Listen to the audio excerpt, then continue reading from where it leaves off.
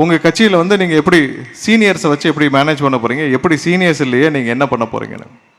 நண்பர்களே, நீங்கள் எதுக்கும் கவலையே பட வேண்டாம்.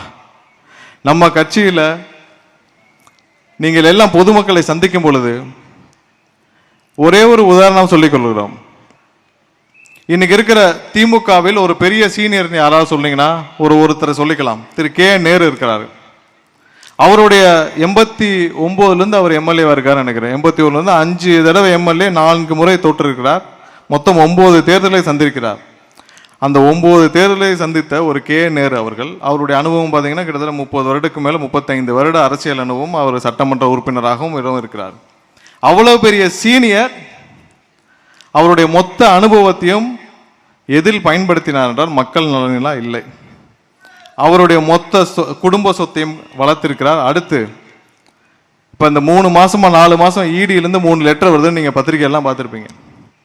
ஏதாவது ஒரு சீனியர் இன்னைக்கு இருக்கிற தமிழக அமைச்சர்களாக இருக்கிறவங்களும் சரி, மற்றவங்களும் சரி, யாராவது ஒருத்தர் மக்கள் நலனை மற்றும் அவங்களுடைய அனுபவத்தை மக்கள் நலனுக்காக செலவு பண்ண ஒருத்தரை சொல்லுங்க. நீங்க களத்திற்கு போறப்ப நீங்க ஃபேஸ் பண்ற முக்கியமான கொஸ்டின் இதா இருக்கும். மக்களுக்கு தெளிவாக தெரியும் யார் வந்தால் நல்லாட்சி கொடுக்க வேண்டும் என்று மக்களுக்கு தெளிவாக தெரியும். நீங்கள் எந்த விதத்திலும் இதை பற்றி ஒரு நொடி கூட யோசிக்கவே வேண்டாம். நம்ம கிட்ட இருக்கிற ஒரே ஒரு பெரிய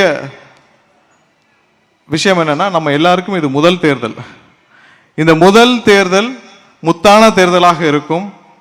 ஒரு நல்லவர் அரசியலுக்கு வர வேண்டும் என்பது நம்ம எல்லாருக்கும், ஒரு பொதுமக்கள் அனைவருக்கும் இந்த ஒரு 30 ஆண்டுகளாக எல்லாருக்கும் ஒரு தேவையான ஒன்றாக இருக்கிறது.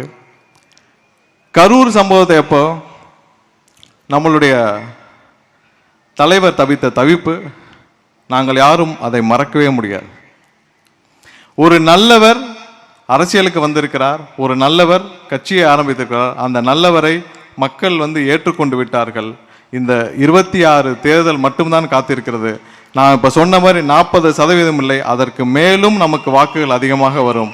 இந்த 2026 ஒரு அரசு, இது இந்தியாவிற்கு ஒரு முன்னுதாரணமான ஒரு அரசாக அமையும்.